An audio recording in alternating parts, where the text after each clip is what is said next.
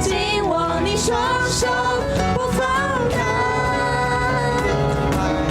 你爱我永不更改，你保守我的心怀，紧握你双手不放开，大山为我挪开，大海又露出来，我要大声宣告耶稣，你一直都在。手上的钉痕彰显释迦大爱，我要大声宣告耶稣，你一直都在。大山为我挪开，大海又露出来，我要大声宣告耶稣，你一直都在。你手上的钉痕彰显释迦大爱，我要大声宣告耶稣，你一直都在。我要大声宣告耶稣，你一直都在。我宣告，在我里面的比世上一切更有能力。我不属这世界，我靠着耶稣的名。我宣告，在我里面有活水涌流满有能力，有耶稣在我里面活着，我勇敢站立。哈利路亚！那我们接下来这首呢，也是大家非常熟的歌。那如果你真的觉得这个旋律真的是兴奋到让你没有办法继续站在这个位置上，欢迎大家也愿意可以大力的跳起来。那我们一起从头来唱。我的盼望就在耶稣基督里，在你里面满有平安，生命泉源就在耶稣基督里，流出在我里面活着。我宣告，在我里面的比世上一切更有能力，有耶稣这世界，我靠着耶稣的名。我宣告，在我里面有活水涌流满有能力，有耶稣在我里面活着，我勇敢站立。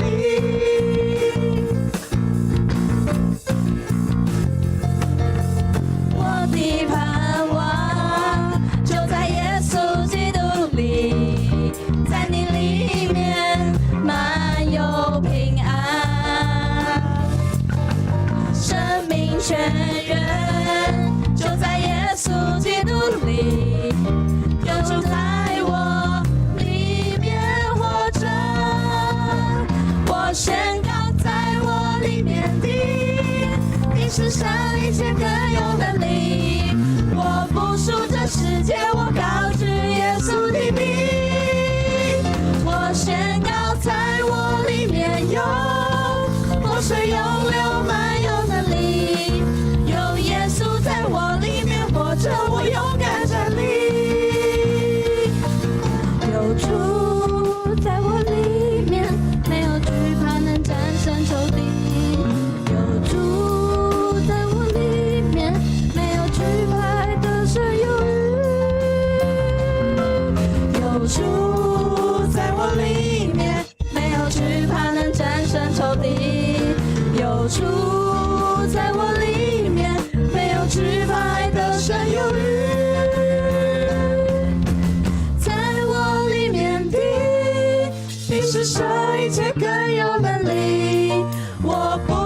这世界，我告知耶稣的名。我宣告在我里面有活水涌流满有能力，有耶稣在我里面活着，我勇敢站立。我宣告在我里面比世上一切更有能力。我复述这世界，我告知耶稣的名。我宣告在我里面有活水涌流满有能力，有耶稣在我里面活着，我勇敢站立。有耶稣在我里面活着，我勇敢站立。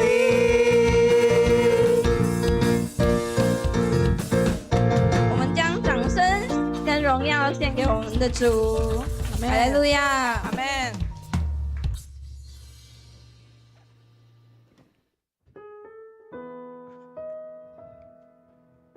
今天这首第3首歌呢，就是我想要把这个歌词当做我的一个祷告。那希望就是大家可能跟我有一样的想法的时候，就会可以用这首歌用敬拜来向上帝祷告。主啊，你是我心所渴慕，我的灵可向切慕你主，在这干旱疲乏无水之地，我等候切切寻求你。主啊，你是我心所渴慕，我的灵可向切慕你主，在这干旱疲乏无水之地，我等候切切寻求你。我在深所曾如此瞻仰你，为要见你能力荣耀，哦耶稣，因你丰盛慈爱比生命宝贵，我的嘴唇要不停赞美。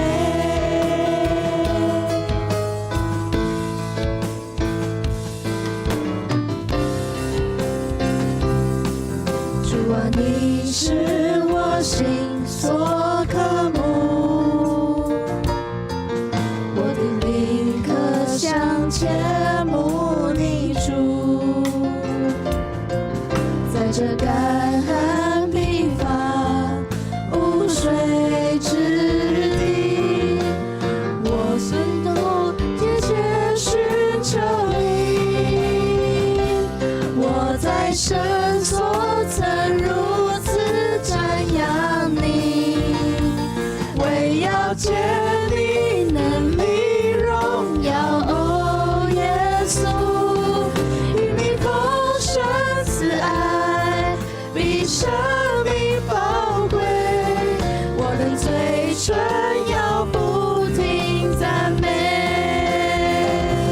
我在深所曾如此瞻仰你，为要见你能力荣耀，哦耶稣，因你丰盛慈爱比生命宝贵，我的嘴唇要不停赞美。今天我们用这首诗歌当作我们的祷告，愿我们的心不是渴望世界带来的满足，而是渴望神自己带给我们更多的力量。然后我们也想要继续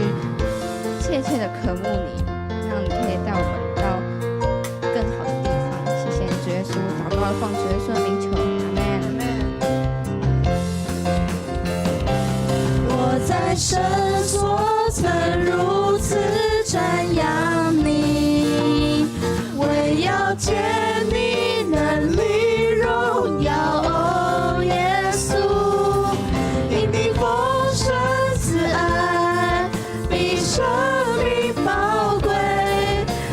嘴唇要不停赞美。我邀请大家一起举起手来，一起来敬拜。我在深所曾如此瞻仰你，为要见你能力荣耀，哦耶稣，因你丰盛慈爱比生命宝贵，我的嘴唇要不停赞美。我在深所曾如此瞻仰你，为要见你能力荣耀，哦耶稣，因你丰盛慈爱比生命宝贵，我的嘴唇要不停赞美。因你丰盛慈爱，因你丰盛慈爱比生命宝贵，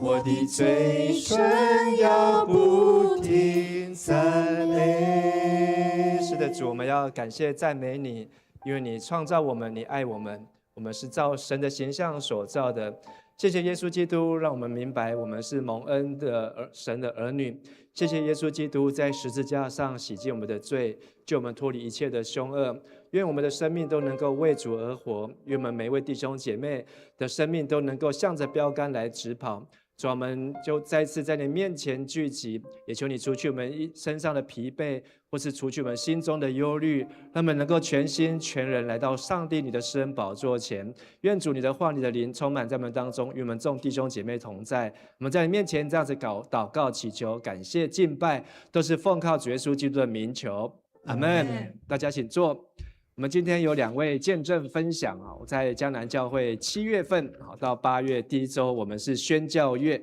好，那我们透过外展部门要来做宣教的分享传递。那上个礼拜呢，是我们有嘉光教会的长老，好，那本来是礼拜6也有一个蔡荣辉长老要来这当中跟我们分享好，但上个礼拜有一个台风，好，叫做什么台风？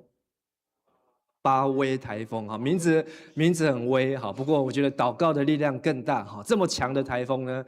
居然就渐渐的北漂，而且呢，对，自己还从强台变成中台。好，但是呢，也把我们很多的行程计划做了很多的调整和影响和改变。好，不过感谢主，好，相信上帝有美好的旨意。好，因为上个礼拜6呢，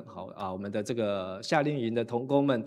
有一整天在有台风天3天2夜好，2个晚上在教会的这个聚集还有活动，好，那也非常的辛苦。那今天呢，好，我们这个礼拜呢，有邀请从非洲来的宣教士，是一个美国人，好，但是明天早上，好，明天他会有2场在我们这边分享，好，但是我们今天呢，有台湾的宣教士呢，是台湾人，好，有2位要在我们当中分享。好，首先呢，第一位是我们这个外展部门好的宣教组的组长好，是宣教组吗？不是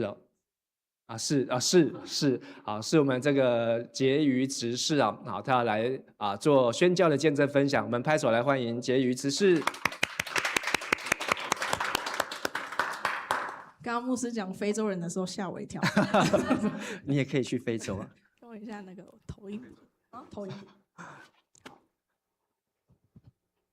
大家平安，平安。我是婕妤，相信大家对我很熟。那因为刚刚牧师说嘛，宣教月，所以我们今天就来分享，关于我在宣教上面呢，我在宣教服事上面学习到的3件事情。好，然后是哪3件事情呢？好，先讲一下，我觉得我自己认为我在宣教上面的经历，在迦南教会有参加过建琴的短宣，然后那时候我是建琴教会是那个总务组，就是在那边煮饭，因为那边是没有，他们交通不是很方便，然后我们就只能赶快去采买东西，然后回来煮饭。然后那时候是跟小周同一组，然后每天就这样很辛苦，每次进厨房。但是建琴教会是有人帮助我们的。那我第2年参加的时候，我是社区服务组。然后那时候的社区服务组其实蛮辛苦的，就是我们自己做一个大字报，然后就是走到街头，有点可以说是挨家挨户的，就是问说，可以为你祷告吗？然后探访他们，是没有安排好的，就是随机的走到社区里的那个原住民的部落里面。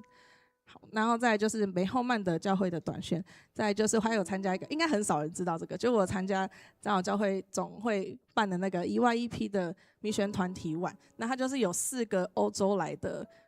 青年，然后他们是欧洲的教会的青年，然后他们来台湾，然后我们安排台湾的旅游，但是都有关台湾的长老教会啊，跟台湾的信仰，然后带他们玩这样子。然后现在是汉民教会就现在短宣队的总召，然后还有各位都参加过的小朋友都参加过的夏令营，然后也是各个组别都去过，走了一回。那我想要问一下大家，你们认为什么是宣教呢？我觉得夏令营也算是一个宣教。我觉得宣教就是传福音，可能在不同的地方，不是在你家，到各个地方去传福音给不认识上帝的人，叫做宣教。好，那我们来讲讲看我在宣教上面的经验。好，先从梅后曼教会。为什么要讲梅后曼教会呢？因为我觉得呢，这个就是非常让我体会到短宣的刻苦克难的一个教会，就是它是在新竹的五峰乡的一个部落。然后啊，我们要去做什么事情呢？我们好像没有特别分什么组别，然后我们就要去，这应该是有一个活动叫做行走祷告嘛。然后行走祷告，然后就是行走祷告，就是你很安静的走，然后不会讲话，然后你为了为你看到的任何东西祷告，走在这个部落里面。然后遇到人，遇到人有讲话，就是有跟他们就讲一下平安，然后我们是谁，自我介绍一下。那这就是那个部落里面的一些长辈，然后还蛮幸运的，就是他们是很 nice 的哦，他们都会跟我说哪里怎样怎样怎样，介绍一下这个部落。然后刚刚说我们需要自己煮饭，所以我们每天都是安排不同的同工去厨房煮饭这样子。然后也有发生很好笑的事情，就是那个有人就是总务组买那个一次买了1个礼拜的食材，所以后面就过期了，就坏掉了这样子。但我觉得这也是一个学习。好，然后我手上拿的这个是传单，我们也有在假日办活动，所以我们也需要去一家一家，然后看到各个地方的长辈啊、小朋友啊，就发传单给他们，然后跟他们聊聊天，跟他们做一些连结。然后我们晚上啊会到会友的家里面去做探访，然后这个会友的家其实他们都安排蛮好，然后你看桌上还有很多丰盛的美食。按不出来，然后就是美食这样子，就是会友他们都对我们很好，但是看起来好像大家其实一天下来都会有点疲惫，在那个晚岛的时候快睡着的样子。但是呢，其实晚岛就是这样，人少少的，然后可以跟当地的居民聊聊天，然后问他们有没有需要祷告的事情，然后我们还会做很好玩的事哦。我们还跟他玩游戏，就是我那时候看到教案都想说也太扯了吧，那个传橡皮筋我要去跟那个部落长辈玩会不会太尴尬？可是长辈都很配合，然后他们也会找我们就是来那个教会探访的青年这样子，就很配合，然后也有点小破冰这样子。好，然后我们也需要去跟当地的青年做连结，右边那2个是当地的青年，但其实当地的青年他们不一定学业都有完成，可能就是经济也比较弱，那他们也是非常需要关心。那透过大家的服事啊跟交流，也可以彼此学习。好，然后这个是给同工的晚祷。然后我记得那一天晚上，我带晚祷的时候啊，就是发生一件很可怕的事，因为下大雨，然后教会外面有一个很塑胶的那种遮雨的，然后只是用那个竹竿撑起来，然后那个水就突然很重很重，然后就啪就整个倒下来了，然后大家敬拜到一半，就外面就嘣这样子，然后发生一件就是很可怕的声音，然后我当下就突然带一个那个常常喜乐这样子，就是我心里一直很想要，就是一直有想要带这首歌，然后我不知道为什么那时候就突然有一个感动，说我们就是来唱这首歌啊。但是当然就是有一些壮丁去帮忙了，那其他人就是在里面祷告啊敬拜。然后我想说的是，我觉得短宣队的祷告跟领袖也很重要。好，这也是我们的晚岛。大家看到就是教会就是小小的，我们可能10个人就塞满了他们的教会，然后还要把椅子都撤到旁边。但是我们每天的早祷跟晚祷都是我们凝聚我们信仰很重要的时间。好，那这个也是跟一些当地的青年，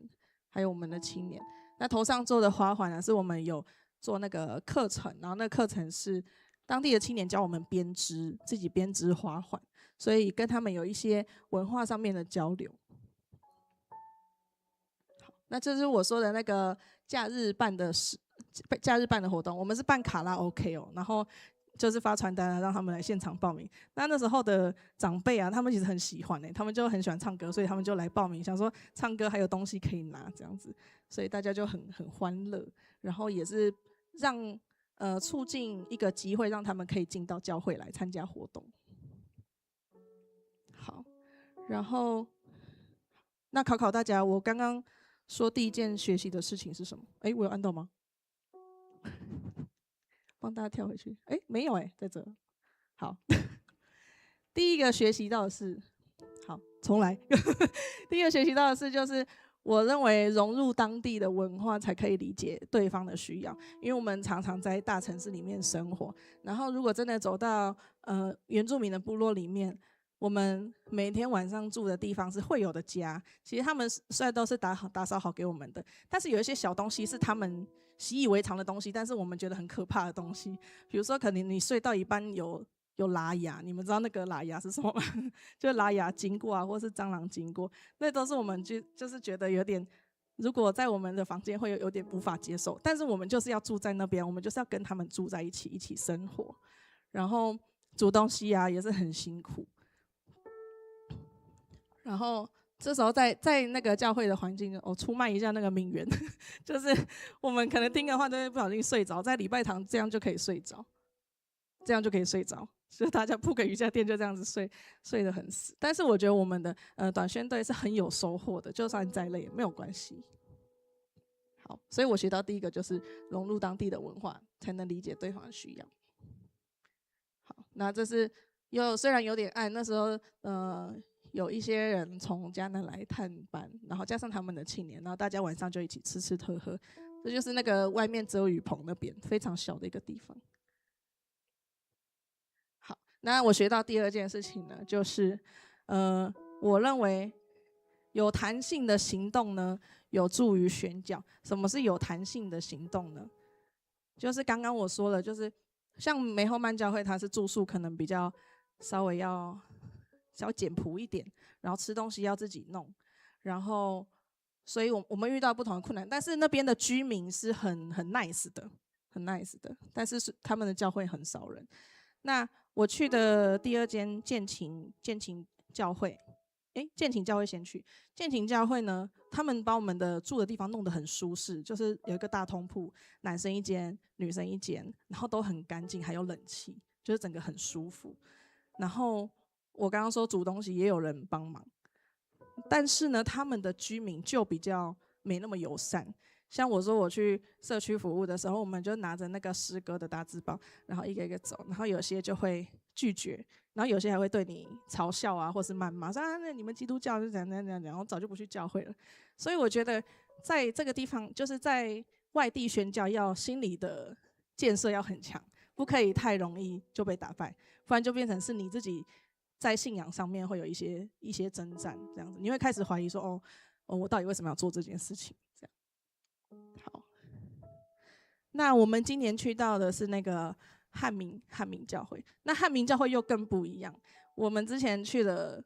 教会几乎都是原住民的部落，然后会比较山区，比较偏远。但是汉民教会呢，哪里不一样？虽然它看似很弱小，它的会友大概只有我们的青年，大概就是他们的总会友的人数，然后青年很少，儿童也很少，大概小猫2-3只。但是呢，它的位置却是在高雄小港最热闹的一个地方。那我们就要去想说，为什么这个地方会这么少人愿意来教会？是不是可能附近有其他教会吗？或者是说附近的家长或者是孩子们都去做了什么事情，假日都去做什么事，可能去补习啊，或是去做什么。所以那当初去年我们开始在汉民教会短宣的时候，我跟那个牧师就有一些接洽，他会觉得说，他希望做儿童营。但是我们就开始想，儿童营那就要到附近的学校招生，附近其实超多的学校，但是却很少人来教会，所以我说有弹性的行动的有助于宣教，就是说在不同的教会、不同的环境、不同的文化之下，我们做的事情不能是一模一样的，就是你不能把你本来的套路就是套用在这个地方短宣，你就觉得这个地方就会成功。那这个是去年的那个诚意，就是我们队长在带活动。其实这边的小朋友比我们夏令营的小朋友还要乖巧很多，就是很听话。这样讲还要算了，不要说。好，然后呢，那今年短宣去年短宣我也发现到一件事，就是感觉时代不太一样，很多事情是以前可以吸引到人来教会，但是现在的年轻人或小朋友不会因为这件事情被吸引来教会。比如说你办一个营队，你的主题是什么，然后去教会啊？为什么我要参加这个营队，对不对？如果你说可以学英文，我在外面也可以学英文啦。如果你说可以交到很多朋友，我在外面也可以啊。那我们的不同到底在哪里？是不是要想一些新的东西？所以需要一些年轻人的点子。那所以我们的同工都会很用心的制作一些，比如说新媒体的东西啊，或者是很美的美工啊素材。然后我们也有做那个社区服务，就是打扫的部分，是很默默的，但是就是穿着汉民教会的背心，然后我们同工就很用心的在捡垃圾。这是下一位运气。好，然后我们也有去发传单，也为了，因为我们周六有办一个二手义卖的市集，我们就一个一个去发传单。那我那时候其实觉得很佩服云田的，因为他年纪很小，然后他感觉很少去跟外面的人讲什么事情，但是他去跟一个陌生人讲，然后跟那个摩托车上的阿伯讲话，就感觉他平常不会做这件事情，所以我就默默在后面拍照。我觉得这个对同工来说都是一个很大的成长。子轩，好，那这就是我们礼拜六做的义卖，我们礼拜六的市集。那其实他们来的人呢，几乎都是就是营会的小朋友的家长，还有他们的会友来捧场。虽然说是外面的人比较少一点，但是我觉得这已经是一个进步，就是说他们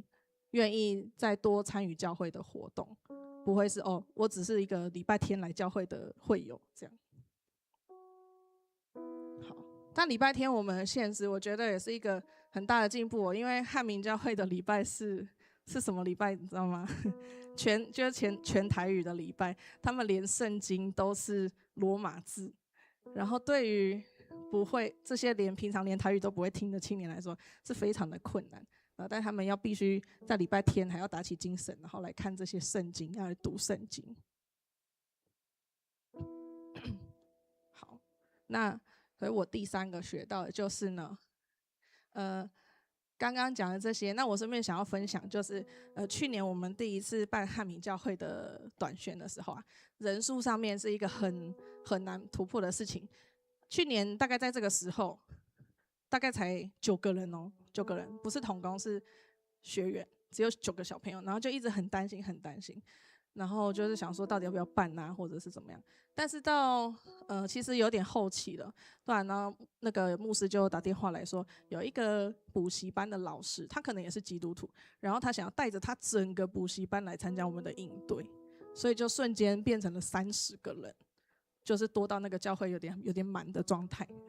那虽然就是这样的状况有点棘手，因为可能同工已经准备了，但是我觉得这也就是上帝做事情的就是我们都来不及反应。对，那如果说这些30个人有多少人留下来呢？我觉得不能这样计算，就是今年我们在报名的时候，那个补习班老师本来是说他们一定会来，但是呢，很可惜的是他说今年他们有其他的活动要参加，但是他一样把我们营队的资讯 pass 给这些学生。然后呢，其中就有2-3个人就自己报名了。那我觉得这2-3个人，也就是上帝让他们留下来的。那所以我们做的工也不会是没有用的。好，那还有再跟大家分享一件事情，就是那个欧趴堂。大家知道我们那个宣教组办欧趴堂，已经大概1年吧，1年还是2年。然后一开始都是请青年去发，但后来呢，青年可能会比较累一点，然后后来就请那个志工队去发这样子。那我看见青年，其实我觉得对青年来说是一个很大的突破，因为就是像我刚刚讲云田的例子，其实大家平常都是关在教会，然后跟自己的朋友聊天啊，你可以讲话讲得很自在，或者是像我在台上，我可以跟都是我看过的面孔讲话，是很 OK 的。但是你现在要去街上，然后说，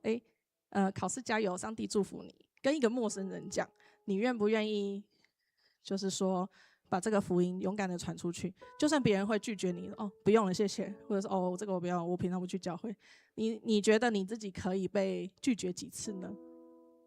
你觉得会不会大概拒绝3次，你就觉得下次不要发了，越发越累？好，那所以想要鼓励大家是觉得不管是可能做小组或者是宣教都是一样，不要因为短期觉得看不到成效啊，好像也没有人因为这样就来教会啊，那我们就不发了。但是我刚刚就是上面写圣灵在动工是看不见而且不可预测的，你不知道这些拿到福音小卡或者是欧趴堂的人，他哪一天会带着他的小卡，然后当他有很难过有需要的时候，他就走来教会，或者是哪天他就想，那个夏令营好像有一个哥哥姐姐跟我讲过什么什么什么，虽然小时候参加的，但是我长大我去看好了。就是我们现在在做的是一件埋下福音的种子的事情，所以我们看的永远都是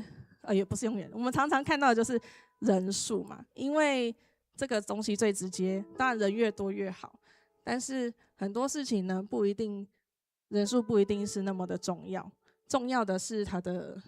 品质，就是上帝呢看见的是把他的羊找回他的怀抱里面。那再跟大家讲一个小故事，就是我刚刚说到那个带小组，之前我带国高中小组的时候啊，一开始人是大概2个、3个，就同工比学员还多。然后其实我一开始也蛮灰心的，我就觉得我这样干嘛带，就是每次都这样子啊，要带什么东西。然后有一次我办了一个净滩的活动，要去那个永安渔港还是竹围渔港，然后就办了，然后参加的人就是2个2个，然后我那时候就很灰心啊，我就在那个1楼办公室碎念，我就说2个我要去进什么滩啊，这个一个垃圾袋都扛不动吧这样子。然后那时候那个有一个人叫李梅姐，她就听到我在碎念，然后她就闷闷，对，我就闷闷，然后她就说你如果觉得这是对的事情，你就去做啊，你管他有多少人，你就带着你的组员去做。然后我就真的就这样出发了，然后我们好像扛了4袋还5袋的垃圾不是回来，就是扛去丢掉，我觉得还蛮厉害。而且那边没有沙滩，我们是进消波块就是我们是爬到消波块，其实对有点危险，不要学。然后呢，这个跟我一起去进滩的人，其中有一个就是叫做陈奕晨，就是现在短宣队的队长。所以呢，说你坐在这些人这么少，然后你坐在这个小组员的身上有没有果效呢？我觉得这是长期这样子看下来就看得出来的，不是看人数的。好，然后也想鼓励大家，就每个人都可以成为一个宣教士，然后呢，把自己就成为一个好的器皿，然后不要放弃。你就是一直努力，但是你也不能说啊，反正就是上帝会自己带啦，那我就坐在这边纳凉就好了，没关系，我们两个3个重品质这样子。对，我就是努力的去做宣教，然后其他的就是祷告交给上帝，因为他有一天时候到了，他就会自己亲自来动工，所以就鼓励大家一起踏上这个信心的旅途。谢谢大家。好，我们拍手，谢谢婕妤的分享啊。刚才婕妤讲了3点，好，什么是宣教？好，宣教就是要融入当地啊，才知道他们的需要。那第二点，什么是宣教呢？好，就是要保持弹性，好，你要随时flexible，能够让随时能够改变行程或是时间，好，而不会硬碰硬。那第三个是什么？就是在宣教当中撒下福音的种子啊。好，那我觉得第三个最重要，好，那就是什么是福音？我们是去捡垃圾、去搬石头，或是去做儿童快乐营，但是福音在哪里？好，我们要把这个福音能够呈现出来，好，就是我们所要呈现的。好，接下来呢，我们要请另外一位我们的小组长允琪来分享，我们拍手来欢迎允琪。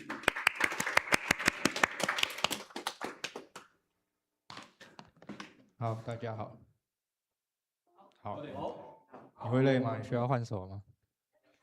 没有，没有，我自己我说你需要换手吗？好，那我就开始讲。好，这个是我今天要讲的主题，就是影响与被影响。在这个宣教的过程当中，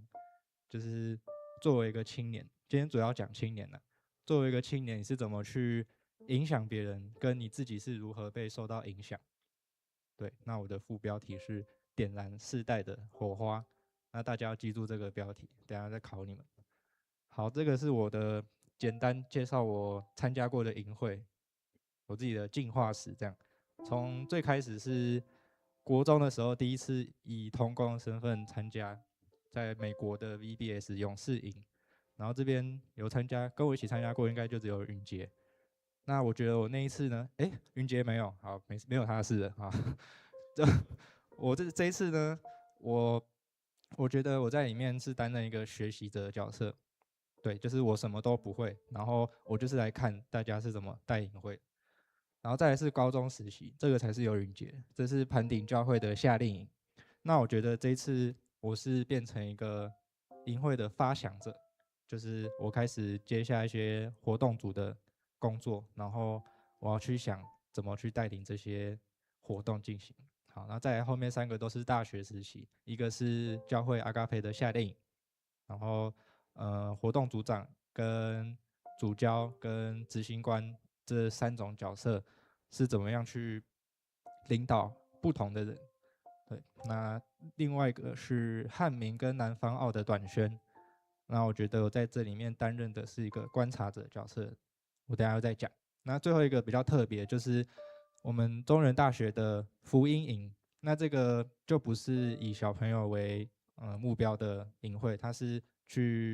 我们是去接触一些可能大学到社青的慕道友，然后这一次呢，我做的也是我最不擅长，然后唯一一次担任的就是陪伴者、小组长、关怀的角色。好，那我们先从这个 VBS 的勇士营开始。在这一次的营会当中呢，我觉得我最大的学习就是我看到这些人，就是比较有经验这些哥哥姐姐，他们是怎么带出这些精彩的教案应用，还有营会内容。然后我觉得最印象深刻的是这边有几张都是暗暗的星空的这个画面。那为什么会有这个画面？是因为他们那一年的主题是外太空、火星，就是要上火星。那我也忘记具体为什么要上火星，反正他们上火星，但他们很用心的，就是我们不是说我们只是包装这个营会，他们是把整个教室每一间教室都布置成外太空的样子，连在吃饭的时候都是外太空的样子，就是上面吊一堆星球什么，我就觉得说这个程度的用心，然后还有对这个营会的付出，然后还有准备，就是在那个时候我是想象不到的一个境界。对，这是哪个教会？这个是 San Diego 的长老教会，信义会啊，信义会，好，不是长老教会，是信义会。那刘三牧师的对，教会。刘三牧师他在美国那边的教会，然后我们是由台湾到美国的同工组成，去教美国当地的小朋友，所以我们要用我们不擅长的语言去带领这些母语者，所以我觉得这也是一次很特别的体验。然后第二个我在这个学到的就是同工之间的羁绊还有凝聚力，就是没有在这些照片上面，可是每天我们营会结束之后，这些哥哥姐姐都会带我们去做一些好玩的事情，例如说开车去兜风啊，去海边丢石头，去唱歌啊，去做各式各样，就是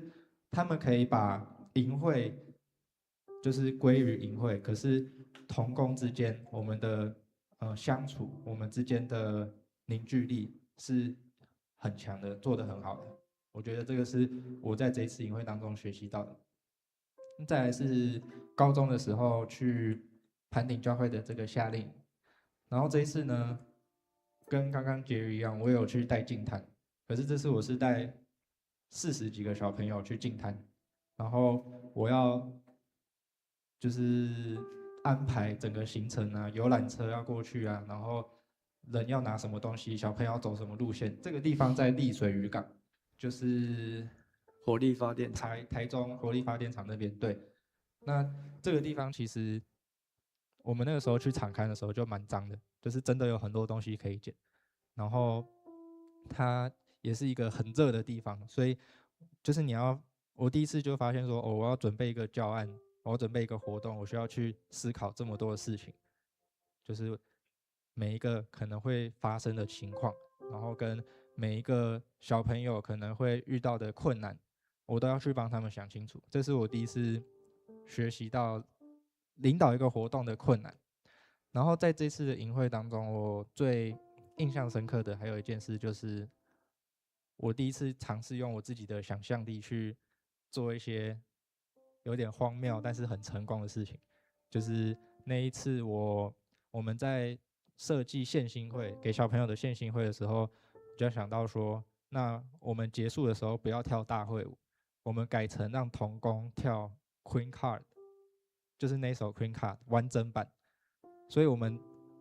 就在那边苦练了7个小时的 Queen Card， 我们还请出教会的执事、专业的舞蹈家来教我们跳，然后我们就真的练了很久，练了7个小时，然后就为了呈现那个就是有点荒谬，但是小朋友又很喜欢的画面。我觉得这个是，也不是我与生俱来的能力，可是就是我发现从这次开始，我就会蹦出一些莫名其妙，可能会很好笑，但是有点夸张，但是又很不错，我自己觉得很不错的一些想法。对，然后再来就是教会的夏令，对，那我担任过3个角色：主教、活动组长跟执行官。那我觉得这3个角色的能力配置我就不细讲，因为可能大家都比较清楚一点。可是我觉得最特别的应该是活动组长跟执行官这2个，因为活动组长那一年就是去年，其实到最后的时候让我蛮挫折，因为我要带教学跟活动组，就是我等于是包揽了整个营会大概将近70-80的所有活动内容，然后我要在上面去分发工作，然后我要说谁谁谁要干嘛，谁谁谁要干嘛，然后我就发现我自己很难去相信别人，我没办法相信别人说你可以顺利完成这件事情，所以我宁可我站在旁边一直督促你完成，那就变成到我最后很累。然后那个时候我有跟敏人聊一下，他就跟我说，你要把你的责任分下去，然后你要选择去相信这些人说他们可以做到这件事情，而不是把一切都揽在你身上，最后你就只会炸掉。对，然后呢，我就没有听他的，所以我就炸掉了。对，我最后一天呢，其实我早上的时候，我整个晚上都没有睡，然后早上的时候我弄到那个相见欢之前的1个小时，我还在就是处理活动要用的道具，然后最后找到我的人是奕晨，他发现我在302就是呆滞的发呆，就是已经两眼无神了那样。对，那我觉得那一次没有，我觉得不算是一个很成功的经验，可是它变成一个很宝贵的，就是教训。对，所以我之后我就开始渐渐的学会说去放下自己的一些眼光，跟放下自己的一些坚持。然后刚刚说另外一个很特别的就是执行官，这就是今年刚刚结束那个。那我觉得执行官呢，简单来说，他就是一个很爽的角色。对，你真的就只是站在那边瞪人，然后你也不用去跟小朋友沟通，你也不用去带教案，你也不用去嬉皮笑脸，或者是强颜欢笑，你也不用发点数什么，你真的就只是站在那边看着。但是我觉得这个角色背后的最大的意义就是，你要在什么时候给予这个营会的哪些人适当的压力，跟你要给予他们什么样的鼓励。执行官也不是只能凶人，他其实是一个有点像，就是打你一巴掌再给你一颗糖的那个角色。他会跟你说，你不要再吵了。但是过了1个小时之后，他会跟你说你很棒，然后跟你说快走。对，反正就是执行官。我当执行官的这一次，我会发现说，我骂了不少人，可是这些人在被我骂过之后，或者是被我念过之后，其实他们是知道我在表达什么，他们也知道我不是真的在凶他们，他也知道我是试图要用比较严肃的方式去传达这些讯息。对，我觉得执行官呢，就是一个可以很好让我去直接讲出我心里想要对他们讲的话的一个身份。好，再来就是汉民跟南方澳的短宣。这个好像有点讲太久，这不是我的主题，我只是在讲我的营会的经验，这里我就快速带过。就是刚刚婕妤有分享过汉民的短宣嘛，然后南方澳短宣是文山教会，就是许胜凯牧师他们的教会去南方澳那边做短宣，今年是第4年。对，我在这边已经参加2年，然后今年是我的第3年。那我觉得这2个短宣有一个共通点，就是我们不是办在教会里面，也不是办在繁荣或者是离自己靠近的地方，我们是到一个完全异地的环境。那在这个地方，作为一个团队的成员，除了你们要把营会带好之外，你要怎么在这边生存下来，其实也很重要。就是你的续航力要足够，然后你的一些应变能力也要足够，才可以让你专心去面对神，专心去面对这些小朋友。好，最后是陪伴者，就是刚刚说的中原大学的福音营，然后这次我是当小组长。对，我没有去带任何的活动，我单纯就是小组长，然后我要跟着他们一起下去玩，跟着他们一起下去，去认识耶稣。然后我发现，就是关怀的学问很重要，你要知道说怎么去跟一个人关心他。就是奕晨，你假装不认识主，那我要怎么跟你用你的可以理解的话语去带领你认识耶稣？然后我要怎么去听你的难题，听你的生活上的一些想法，然后我要给你回馈。就是我面对的可能不止一个人，而是好几个都是不信主，然后没听过耶稣的人。我觉得这也是一个非常让我就觉得自己这个地方做的不够好的地方的一次经验。对，但是我也学到很多啦，就是他们那个营会的一些游戏啊，或者是他们的活动，真的是带的很精彩。然后这个都是有专业的人来带的，所以我觉得很多时候我都会模仿他们的一些东西，然后再设计到我自己的活动里面。好，讲完了刚刚我的那个进化史，那些都不是最大的重点，重点是我今天要讲青年对宣教的影响，还有宣教对于青年的影响。我们先讲青年对宣教的影响。第一点就是我认为青年在宣教当中，你是要成为一个榜样。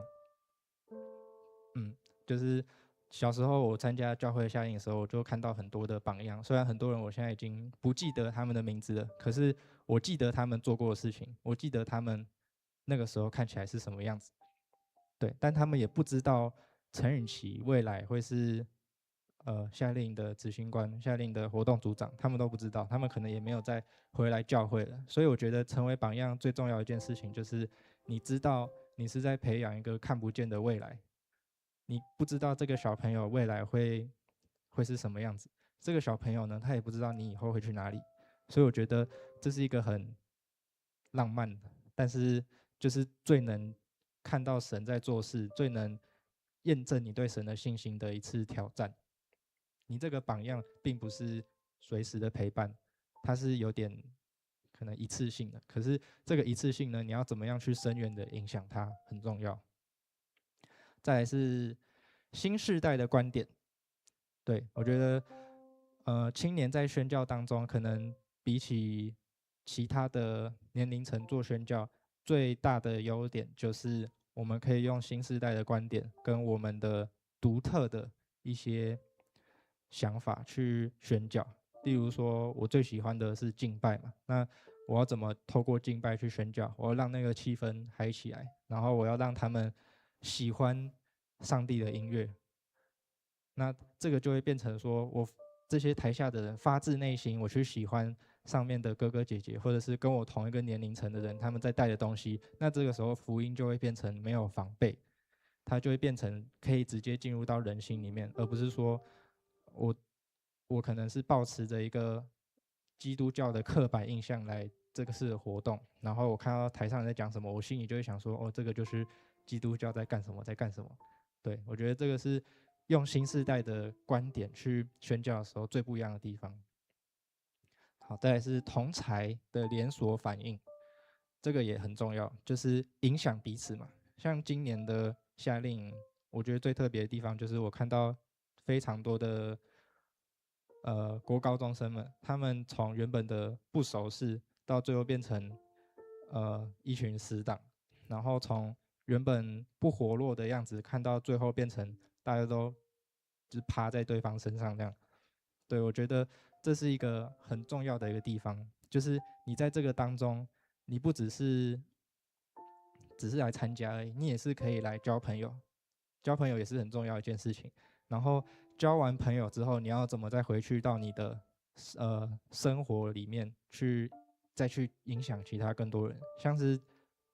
举个例子，培义跟居民，我觉得他们可以邀请到这么多的同学一起过来参加夏令营，我觉得他们就是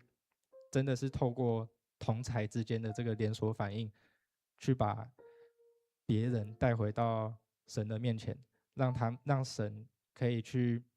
亲自去触摸他们，去接触他们。好，最后一个就是社区转变力的生命力。社区转变的生命力，对，我觉得这个就比较难以解决，因为刚刚解瑜有提到说，就是去宣教的时候，你会遇到不受欢迎的时刻，你也会遇到可能大家都接纳你的时刻，但是当你不受欢迎的时候，你要怎么样去让自己相信说神与我同在？我们现在读一个经文，这是约书亚记的1章3节，好，大家一起读。凡你们脚掌所踏之地，我都照着我所应许摩西的话赐给你们了。好，这段经文呢，我觉得就是当你不受到欢迎的时候，你可以想着这句话，对，不管他们接不接待你，你只要踏进去了，你就是带着上帝进到这边，你只要踩下去了，就是要让神可以去得着这个地方。所以最怕的不是别人不欢迎你，别人不欢迎你也是一种结果，可是最怕的是你不想去，或者是你去了之后，没有人发现你在干嘛，没有人知道你在做什么，就只是默默的坐在那边，你也没有去捡垃圾啊，你也没有去发传单啊，你就只是坐在那边，没有人看到你。那这个时候，神就没办法借着我们的行动进入到这个地方。好，再来，最后我要讲的就是青年被宣教所受到的影响，总共有4点。好，第一点是灵命的真实转变。那我觉得很多人可能，包括我自己啊，就是在参加夏令营、短宣或者是这种高压的活动之后，你会开始怀疑自己，就是你一定会多多少少遇到怀疑自己的状态，你会觉得说，我这次怎么做的不够好，或者是我怎么没有被神感动，那我干嘛以后还要来？然后最严重的就是我看到我身边的人，因为没有来参加夏令营，所以过得那个多彩多姿，所以他们过得看起来就很漂亮，但是我在这边我也没有去旅游，我也没有去干嘛，为什么我要留在这个地方？然后这个时候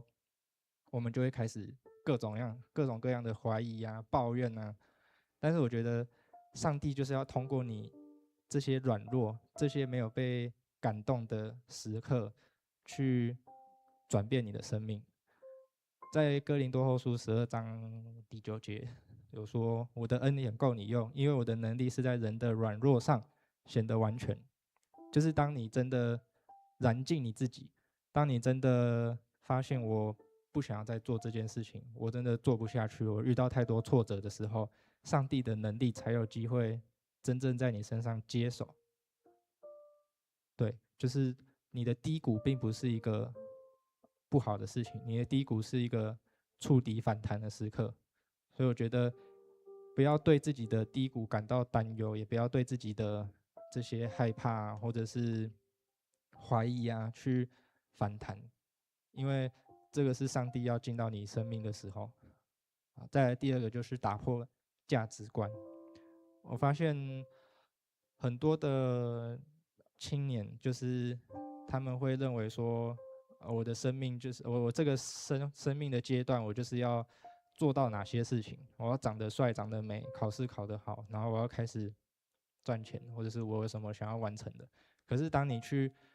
进入营会的时候，你就被影响了。你看到这些小朋友，你看到这些地区的人，他们过着什么样的生活？他们是，他们在面对神的时候，他们是什么样的态度？你的价值观就会被粉碎，然后你就会发现，哦，原来就我想的这些东西，可能其实真的不重要。像是我有一个很喜欢的宣教师，就是杨佑任，他是救血救命的老板、创办人，他现在是老板。对，然后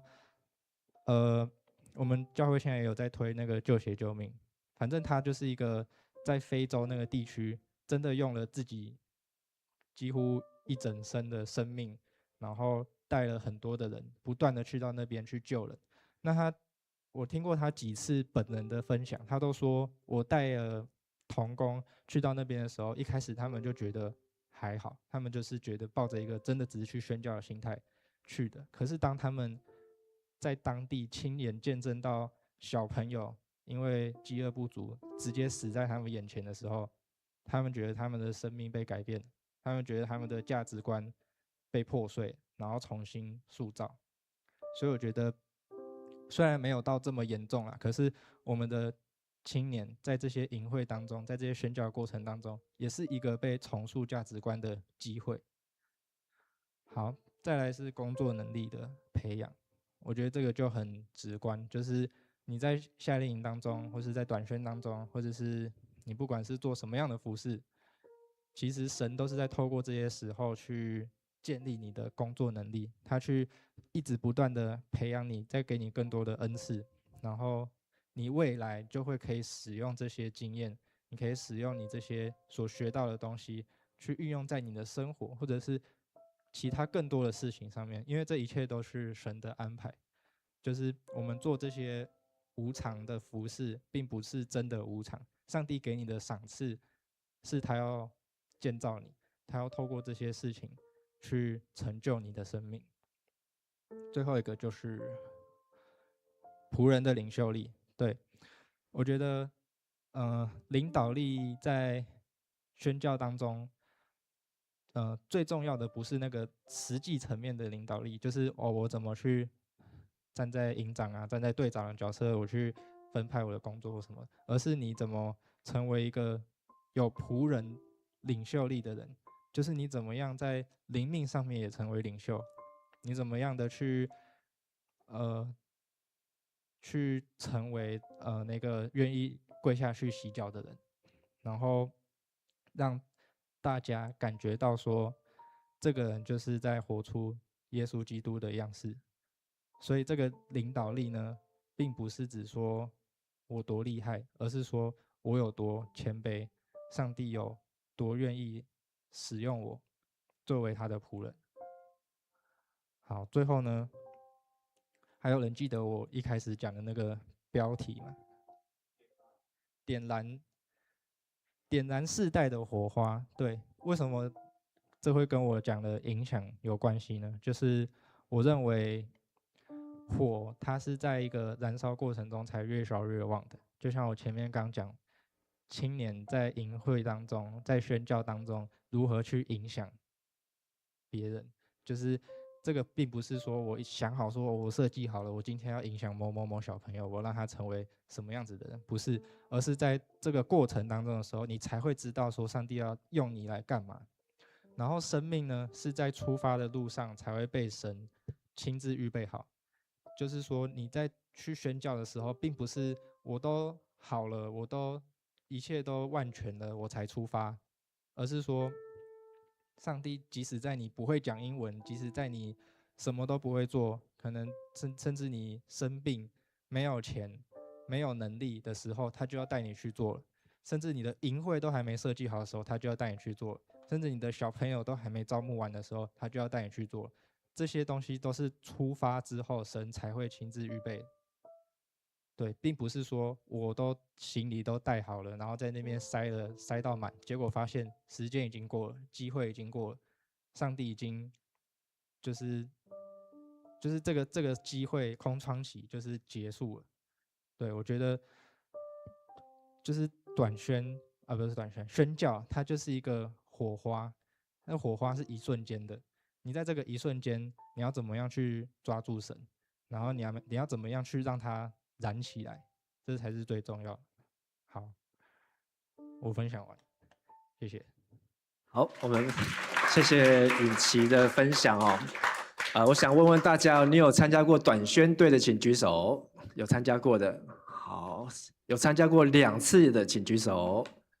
好，谢谢。好，然后请放下。好，如果你还没有参加过短宣队呢，好，希望大家你也可以能够把握机会啊，好，能够去参加短宣，好，因为这会像允琪所分享，好，他第一次去参加，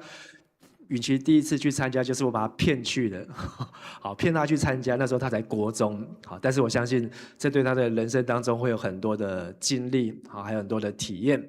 好，那我们再次拍手来谢谢允琪，谢谢婕妤啊，好，他们的分享。好，那牧师剩下7分钟。好，那我刚刚下飞机，好，然后呢也还没有回家，好，我就直接来这个地方。好，那我身上穿的这个呢，是我们这个牧师这礼拜去印尼。好，那本来是上礼拜6要去，好，那因为台风就变成礼拜1出发。好，但是呢，我们是礼拜1出发，礼拜2的早上5点到。好，然后5点到了，9点就开始上课。好，早上5点到印尼，然后9点就开始在学校，然后呢到了之后才发现，哇，跟之前想的还不太一样。哦，就是他们一开始呢就，后来我才知道说，哇，我们要接触的学生是上午一批，下午一批。好，上午的话是7年级、8年级、9年级，好，下午是10年级，然后每一天这样。好，所以我也搞不清楚我们到底接触多少人。好，我只知道这个学校有1500个人。好，然后呢，我们把每个学生都接触过了这样子。好，那但是呢，这几天当中非常的充实啊。我想我做了一个40秒的影片，好，要跟大家来分享，好，就是去印尼这几天呢，2、3、4、5、6，好，5天，好，5天的简短的影片，好，可以帮我放吗？那这件衣服呢是那个学校的总裁，不是校长。那个有国中的校长，还有高中的校长。好，总裁呢，他们总有6个校区，好的那个总裁呢，他特别在最后一天呢，好，我们有一天半天的没空档呢，他带我们出去买。我想说他要带我们去参观，就开车开了1个小时，好，去一家店才知道说，哦，他要带我们去买这个衣服，然后就是花了1个小时的时间，好，我们去买这个衣服。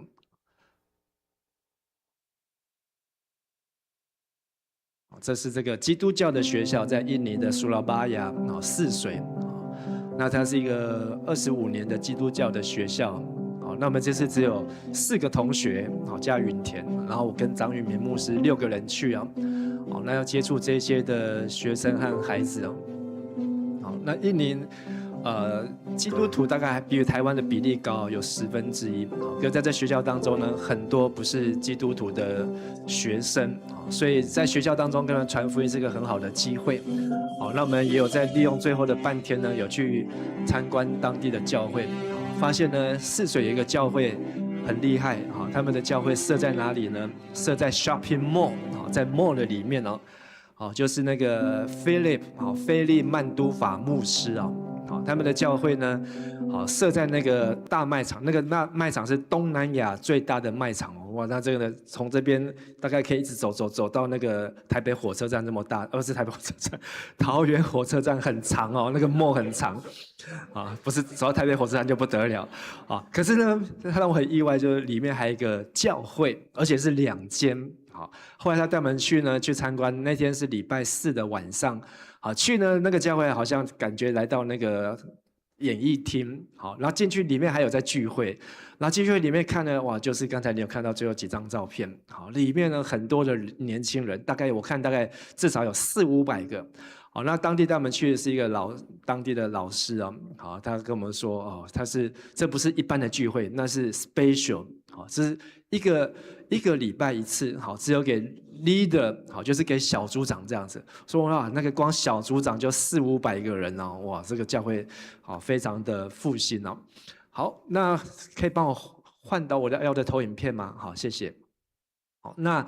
在我们的这个这一次的短宣当中呢，好我觉得思考一个问题，就是我们去，他邀请我们去，好，那我们去的时候，那我们要做什么？你要把什么带给他们？好，我觉得，所以刚才婕妤在分享，云溪在分享，好，讲到福音，好，我们不是只有去 labor， 好，去做劳务，去做服务，去做劳动，我们去，好，是要怎么样来分享福音给他们？好，那今天的经文呢？好，我大概剩下3分钟。好，就是讲到说呢，好，宣教呢不是只有去，好，宣教呢我们可以扩增实境哦。好，就是说能够去找到未得之民，把福音带给他们。好，能够跨文化。伯承你跑出去了，好，我需要你的时候你就跑掉了。好，那请那个帮我把我的行李拿上来。好，对，好。这个以利沙呢，好，他呢被亚兰大军包围，好，被亚兰大军包围的时候呢，好，敌我呢比例呢，好，敌人呢，好数不清，好，成千上万，好像这个沙一样的，好，可是呢，我方有多少人呢？就只有2个人，以利沙跟他的仆人。所以那个仆人说：“哇，我们死定了！我们只有2个人，我们怎么能够去面对这么多人需要呢？”好，这个就是牧师这个礼拜去，好，他规定说呢，你只能够带这样一个行李，好，然后加上一个背包，好，这个是允田的，我先帮他拿回来，好，所以1个礼拜，好，这样子你可以活下去吗？只有这样子，啊，只能够带这样的东西，好，但是他们 AV 呢是从美国、加拿大回来台湾也是这样，一个人就在一个这样，跟一个这样。里面还有什么？还有一颗睡袋，好，还有一颗睡袋哦，我的睡袋在这里，好，证明我有带睡袋。这个是飞机上的，这个睡袋啊，所以去短宣的时候呢，刚才婕妤说你要很弹性，好，但是呢，这有时候敌人呢不一定是人，有时候敌人是很多的状况。好，这个以利沙的这个年轻人说：“哇，我们死定了，我们来这边我们不知道怎么办。”还有我们去。本来这次要去印尼呢，是因为去年我知道说AVN 他们有去印尼，好，所以我想说今年就要花时间好去了解，好，到底我们可以跟他们学习，或是可以参与什么。结果呢，今年也是很不顺利，好，遇到台风，然后改了机票，好，然后改了机票之后呢，班次又大乱，后来呢，本来他把那个航空公司也全部帮你取消，也不就退费，然后他也不帮你换机票。然后重新再订的时候呢，好，6个人的机票从原来的12万变成20万，好，就是6个人机票马上，因为台风大家都要飞，好，所以那真的是非常的乱哦。好，后来那个张玉明牧师说，他就说那算了，不要去了。好，那他就有几次说不要去，好，但是我想说啊，我好不容易才去把这个时间好，把这个空间都腾出来，好，准备好要去，好，所以还是不放弃，好，每天这个花半天的时间，好，去找机票，后来找到了，好，说就6个人才10万块，好，99800多块，10万块有找。好，比他原来找到还便宜，他就很开心。好，反正就是去了。好，但是呢，好，在这个宣教当中，你会发现说，上帝呢真的是无所不在。好，上帝呢会让我们看到说，我们原来在很熟悉的地方，好像就应该是顺理成章这样。可是当我们真的踏出去的时候呢，神呢将就带你走一步，看到一步，上帝在动工，好，所以我们都很担心去不了。去了之后呢，也很担心，好，因为我们要转3趟，好，我们先飞到马尼拉，好，大概5个小时，菲律宾，然后马尼拉呢，他又让我们入境，好，然后再出境，然后又从马尼拉呢又飞到了这个印尼的这个雅加达，好，在雅加达呢又3个小时，好，才到泗水，所以半夜3点飞到泗水之后是早上5点，好，所以非常的辛苦。可是呢，好，你会发现说其实你以为你去那个地方呢，不晓得是一个未知的地方，可是呢，原来上帝早就那边已经超前部署，好，上帝早就在那边预备好。所以以利沙的祷告是什么？他跟上帝祷告说：“上帝啊，求你开这个年轻人，其实他们就只有2个人，外面都是敌人包围，开他的眼睛。”结果他祷告呢，眼睛一开之后呢，发现哇，在我们这边的虽然对面是这个成千上万的大军，可是在我们这边呢，比他们更多，而且是满山满谷，是有火的车跟火的马，好，是天军天使来，好，所以宣教呢，好，不一定是说你去那个地方就是没有上帝的地方，好，宣教呢去的地方是上帝早已经在那个地方，他只是邀请你，带领你，让你有机会可以看到，原来上帝早在这个地方动工。我一直以为我没有去印尼之前，我就想说印尼是个回教国家，大家都包着头巾。我们真的就看到那个头巾是从那个女生从头黑到脚，你根本看不到她的脸。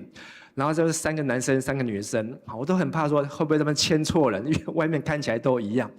可是呢，就算你去的是一个回教的国家、穆斯林的国家，可是呢，上帝有没有在那边动工呢？发现有啊。好，后来了解印尼他们的历史。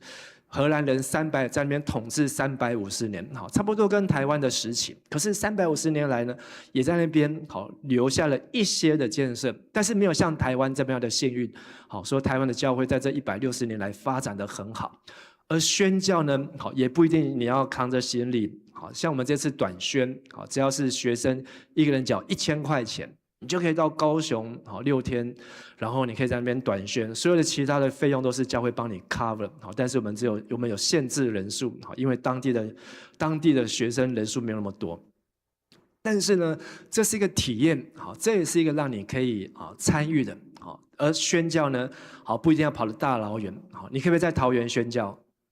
也可不可以在你的家中宣教？好，透过你的手机，透过你的网络好，牧师也很期待呢。好，今年牧师有了idea， 好，去了印尼。我也希望明年呢，我们教会也可以跟着再组一团，好，可以跟着去到印尼，好，去泗水，好，那去做不一样的宣教。好像今年那个怀民，好，他也要去骑1919的单车环台哦。好，这也是可以看到在台湾这个地方，好，有这么多上帝的工作。其实上帝早就已经在那边了。而这个故事最特别的是。以利沙好祷告之后，哇，这个年轻仆人呢就不害怕了啊！上帝早就在这里了，我们不用担心。结果呢，以利沙要做第2个祷告，上帝啊，求你让对方敌人的眼睛通通蒙住看不见，让对方敌人眼睛蒙住看不见。做什么呢？以利沙呢，好就让他们眼睛看不见，然后就把他们一路带，从这个外面多丹这个城市。一路带呢，就带到他们自己的大本营，就是以色列的撒玛利亚城当中，把他们带进去，好几十万的人，然后跟着以利沙跟他的仆人把他们带进去之后，以利沙说：“好，让他们可以看见。”我觉得他们一看，哇，他们居然来到了敌军的大本营。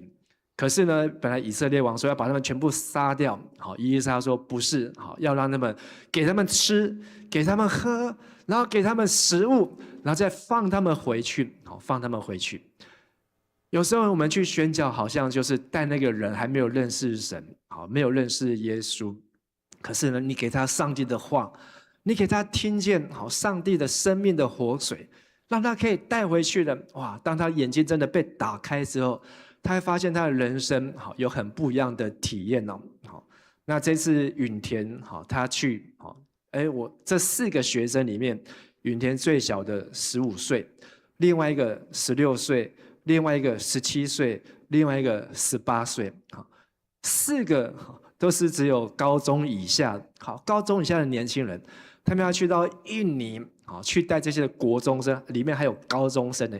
我我想说，允田你是国3才毕业，好，然后下午的时间呢是要带高中生，但是我很担心说，哇，他在那边怎么带他们？好，但我很意外，就是说，印尼好这些的学生，他们的英文程度呢，比我们的台湾程度，你觉得好还是差？他们的上课哈，全部都用英文上课。他们的绘画全部都用英文绘画，好，他们在生活呢，好，在这个基督教学校里面，好，他们的英文呢，就是等于是像他们的，像我们在讲这个中文一样，好，非常的流利啊，好，所以这个语言我讲让我很意外，好，但是如果你不是在基督教学校，大部分的印尼人，好，印尼有几种语言？印尼有1000多种的方言，印尼有1000多种的方言，它有2亿6千万还是2亿8千万的人口，是全世界第4多的人口。好，可是呢，好，在基督教学校当中提供他们一个很好的环境，好，让他们能够讲英文，好，让他们能够用英文，好，所以我刚才讲说允田，好，他就按照那个课本的内容跟他们分享福音。那班25个里面呢，最后呢有23个决志，好，有23个决志要信耶稣，是4个班里面呢，好，决志最多的。我觉得上帝真的是很奇妙，好，能够用一个国中生去带高中生来决志。我也相信，好，你今年暑假，好，不管你有没有参加福音短宣，但是你要知道什么是福音，好，什么是好消息，你要怎么样去带领人。好，那最后就是有3件事情，好，第一个是祷告，第二个是储蓄，好，投资，第3个就是出发 ，pray, give and go， 好，大家说一次 ，pray, give and go， 好，这次牧师去参加短宣，好，也是要自费，好，但是他说那我要缴多少钱？好，他说$600，本来说$500，后来机票又改了变$600，好，但是$600的当中呢，我觉得呢，好，我的收获是远远超过好这个$600，好，因为呢，你真的是看到在这个地区看到上帝，还有让你思想，好，就是上帝他所做的工作，而你要祷告的就是，其实你要去的地方，传福音的地方，上帝早就爱他们，早就认识他们。不要认为说你去到一个是没有上帝，上帝没有不管的地方，没有，其实上帝早就在那边。而当你祷告之后，上帝会开我们的眼睛，原来在与我们同在的比他们更多。上帝差派我们，好，真的比这些更多。好，那在这个当中呢，好，我们过去这5天，好，这个学校有很多的课程在改，好，这个张玉明牧师啊，他改到他很灰心，好，因为一下是这个教室，一下是那个教室，有的设备很好，啊，有的呢就是冷气突然不冷，哇，大家呢坐不住，学生坐不住，很灰心。可是呢，好，当他有一点好这个觉得挫折的时候，或是有点不高兴的时候，我会看到这个张牧师呢，好，他也是很谦卑的，好，马上调整他自己。好，所以后来学校又要求他再加开，好，因为看了他分享的福音，他说他们基督教的老师也都要来听福音，好，他就又开了2个小时，他也很乐意就跟他们60个老师好来分享福音了。而这件衣服呢，好，最后呢，好，那个总裁好带我们去买，可是呢，回来学校之后呢，张玉明牧师说不行，好，不能收学校的礼物，不能收学校礼，所以呢，好，他又把这个钱呢，好，买衣服的钱呢，好，又私底下拿去退给好这一些当时帮我们付钱的那个老师，好，退给他，他只讲一句话说，我们是来分享的，我们是来做工的，我们不是来领受的，好，所以他连这个礼物啊，好，他也说要自己付这样子。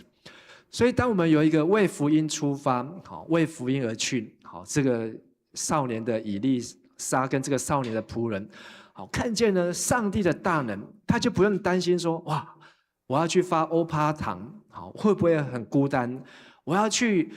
福音的行动，福音的出击。好，会不会很难过？好，明天呢，我们就会有这个救鞋救命。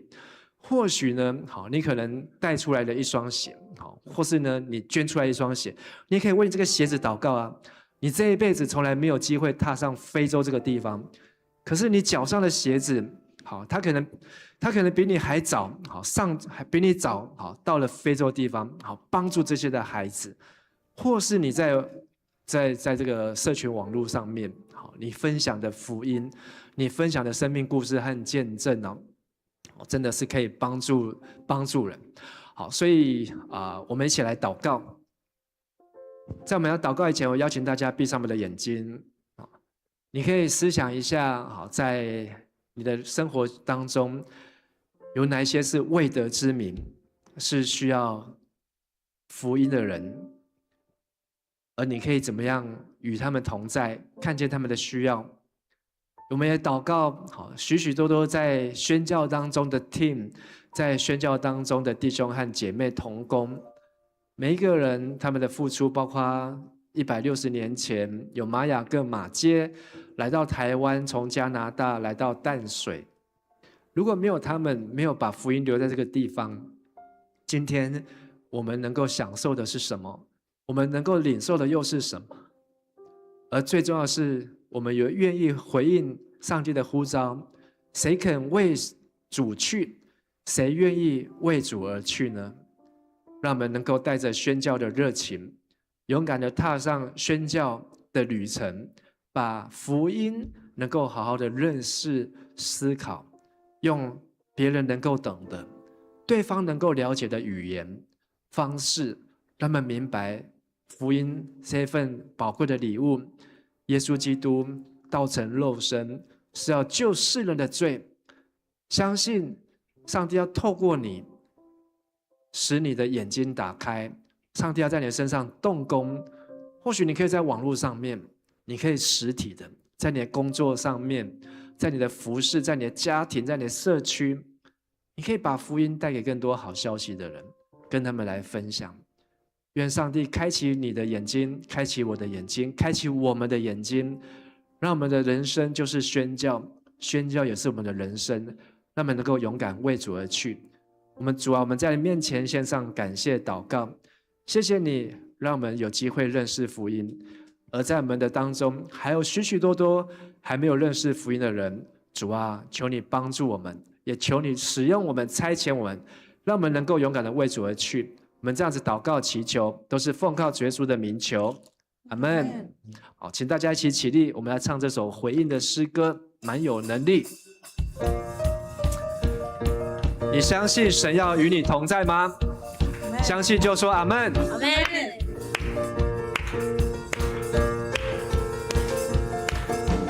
我的盼望就在耶稣基督里，在你里面满有平安，生命泉源就在耶稣基督里，有主在我里面活着。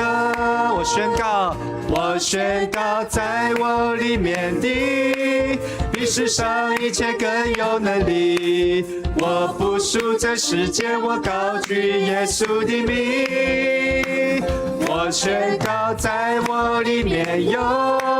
活水涌流，满有能力。有耶稣在我里面活着，我满有这能力。哦，主在我里面，没有惧怕能战胜仇敌。哦，主在我里面，没有惧怕还得胜有余。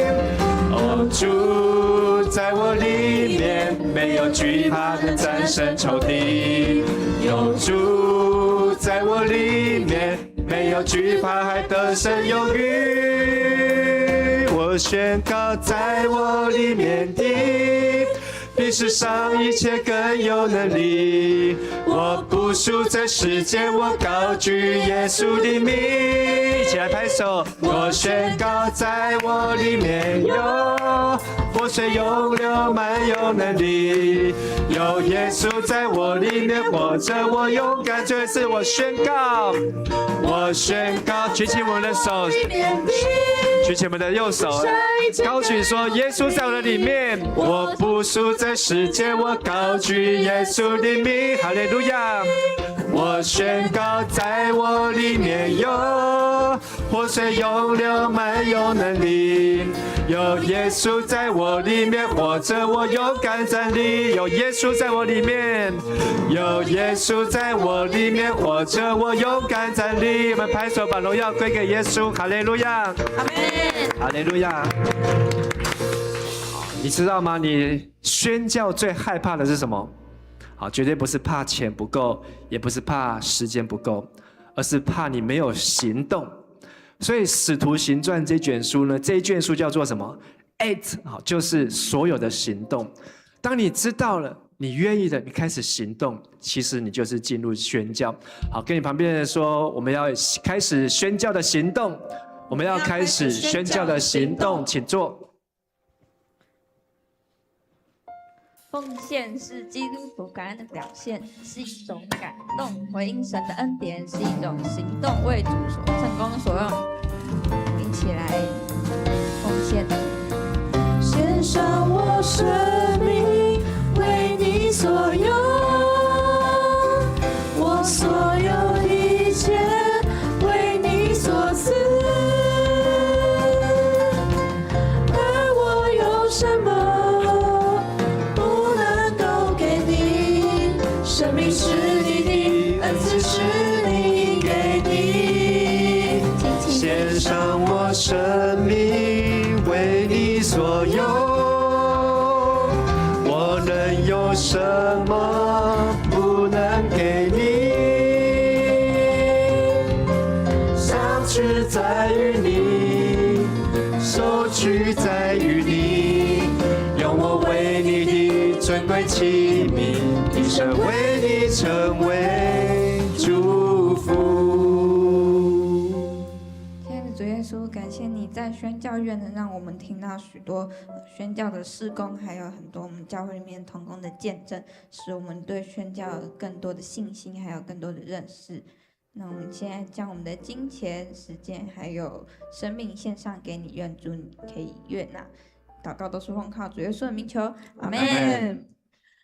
哈利路亚！我们再一次用大山为我挪开，再来大声的宣告一次。那我们一起来拍手。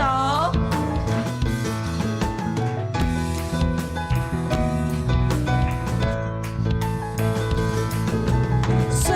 然道路崎岖，困难险阻，但我心中知道，你一直都在。不能明白为何担此重担，我始终相信你一直牵着我，大山为我挪开，大海又露出来。我要大声宣告，耶稣，你一直都在。你手上的钉痕彰显十架的爱。我要大声宣告，耶稣，你一直都在。大山为我挪开，大海又露出来。我要大声宣告，耶稣，你一直都在。你手上的钉痕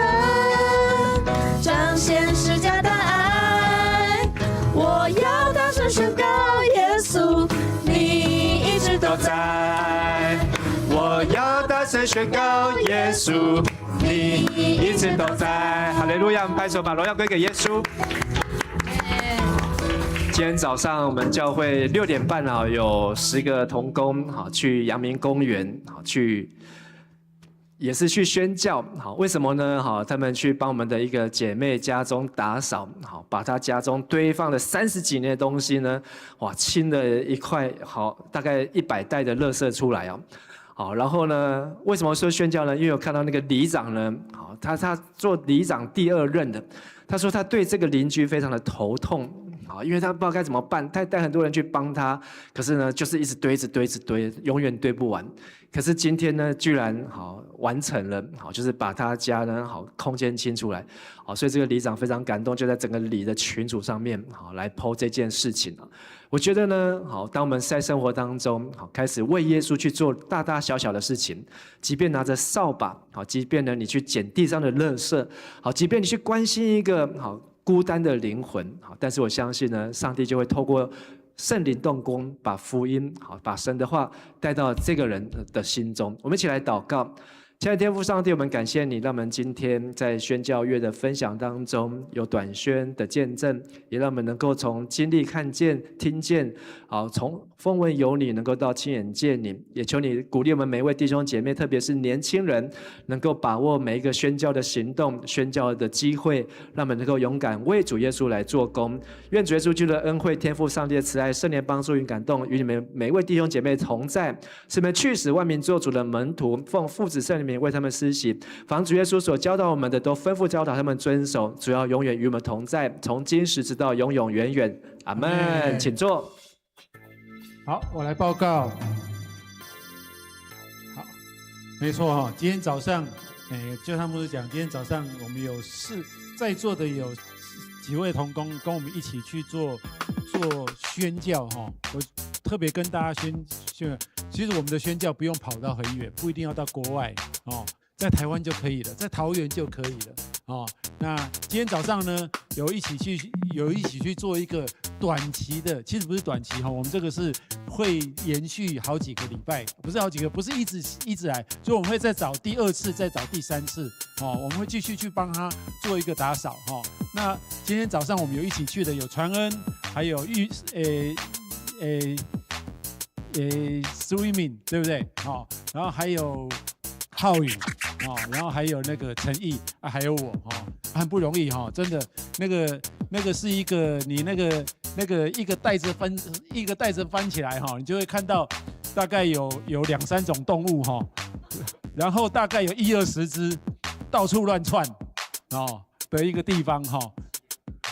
啊，米奇没有，米奇可能因为那个蟑螂听不到人的声音，所以它不会跑哦。可是米奇呢，其实不用怕，不会有米奇，因为米奇当人到的时候，米奇都已经跑掉了哦，它不会在那里哦。可是这真的是一个很好的宣教哈。好，那下次如果有听到如山哥跟各位那个呼召的时候呢，希望你们也能够跟我们一起去体验哈，这一个很不一样的宣教哈。那我为什么说这是宣教？因为这不是只有帮他们家打扫而已哦。因为外展希望透过这个机会跟大家宣讲，外展希望透过这个短期的宣教，我们能够真的从他们那个社区里面，借着帮淑媛姐打扫他们的家里面，然后我们后续还会有在他们家做感恩礼拜，后续还会去在他们的社区里面去做一件事情，就是道谢。谢谢他们，去接纳我们的姐妹，因为他在那边已经，你看那个里长在那边2任了，可是他们都没有对这个淑媛姐做提告，也没有去诽谤他，什么都没有，他都接纳他们，所以我们希望我们帮他们整理完之后，不是帮他整理一个家，是希望整理完之后，在那个社区里面能够去做到传福音的工作，让他们看到教会他的弟兄姐妹也愿意帮忙去做一次。所以就像牧师讲的，那个里长他很感动他觉得教会怎么会愿意来帮忙做这些事有机会我可以把那个照片给大家看真的很精彩还有机会，还有第2次，还有第3次，因为我们今天才打扫客厅而已，还有房间，还有厨房很过瘾的好。好，再来就是这个月是宣教月那今天这礼拜是第2次，那今天晚上呢，谢谢2位我们的青年在这边做分享，明天还有明天的分享呢是主日2场礼拜，我们是那个救鞋救命这里面没有救鞋救命等一下，好救鞋救跑掉了，帮我看一下救鞋救命的那个他们的那个创办人的太太，一个宣教师叫做雷可乐雷可乐，他是加拿大人他明天要来台语场还有华语场来做分享那我们不是只有分享而已我们也我们也能够有实际的行动，就是什么，我们也可以去做，就像牧师刚刚讲一样，什么，你可能没有办法去非洲宣教，可是你可以把你的鞋子捐出来，鞋子就可以帮助你把你们不要的鞋子，不是不要，你们愿意捐出来的鞋子还可以用的鞋子，他帮你什么带到非洲去做宣教好，所以明天欢迎各位弟兄姐妹，无论你也可以来现场听，你也可以在线上听好，再来就是我们下个礼拜第3个礼拜的宣教月，我们有请到下礼拜6晚上是请郑佑强神学生哦。其实刚刚那个婕妤说，我们只要撒下种子就好了。佑强就是一个我们曾经撒下的种子，他是大友国中的学生。那时候陈牧师来这边的时候，去大友做生命教育，接触他，然后后来把他带到教会来做礼拜，然后后来他又成为什么？成为那个夏令营的学员，又变成夏令营的同工，最后呢，他什么？他现在是台南神学院的神学生，哦，那这就是撒下福音的种子，你都不知道他什么时候要萌芽。好，下礼拜6晚上我们是请郑佑强同学来帮我们做分享，然后礼拜天我们就是请那个 Amen 台湾的那个张玉明牧师，哦，他会帮我们做宣教月的分享，哦，第3个礼拜，哦，好，再来就是，好，下一张给你空，下一张就是7月份的寿星，在场有7月份的寿星吗？请举手，请起立。7月份的寿星有谁？没有人了，真的哦，7月份没有人寿星了，哎，现场没有人吗？真的哦，大家都那么客气哦，哦好，那是真的没有哦，那没关系，有线上的，祝你生日快乐。哦，吴敏元今天没有来，然后7月份，他可能今天去庆祝他的生日吧，哦，没有了，我也不哦，好，再来下一张。好，周3的祷告会，22号8点到9点半有敬拜赞美的祷告会，主理是陈牧师，地点在这里，好，欢迎兄姐一起来敬拜祷告。好，下一张。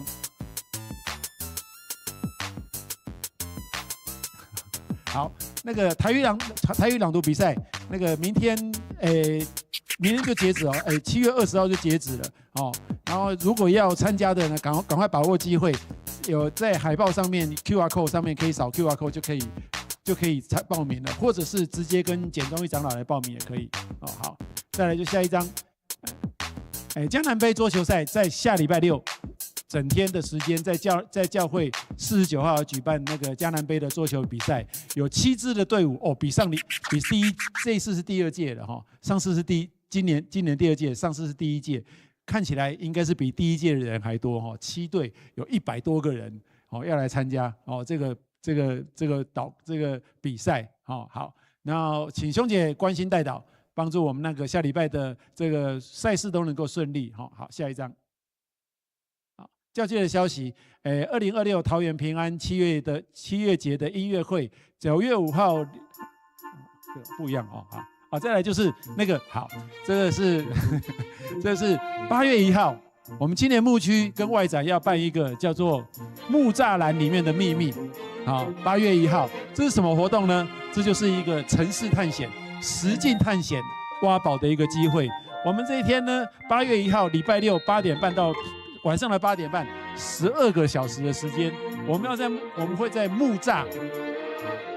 都在木栅哦，那绝大部分的时间都是在木栅动物园，我们会有个实境的游戏哦，然后欢迎国1到大专的研究所所有的学生来报名参加，报名费只要200块钱，包含交通，包含吃，哦，中餐要自己自理啊。哦，因为那一天整天都在木栅动物园，我们会有一个游戏包，我们去探索木栅动物园，不是只有去看动物而已，我们可以透过那个有一个游戏包，我们去实践的去用另外一种方式，跟动物园讲哦，用另外一种方式去探索木栅动物园。哦，那即日起就开始接受报名哦，只有40个名额，因为我们只有一台游览车。只有一台游览车，那详细呢都可以扫 QR code 就可以报名了。好，木栅栏里面的秘密。好，下一张。好，2026桃园平安7月节的音乐会，9月5号在桃园展演中心要举行，那是2点半到5点，免费参加，需要的呢，请到1楼的中岛那边去拿票，就可以直接参加了。好，剩下40张不多哦。剩下40张哦，在展演中心，在艺文特区那边哦。好，下一张。好，接下来就小组时间哦。那我们请大家充分利用，大概时间不多哈，我们也是要充分利用。好，小组。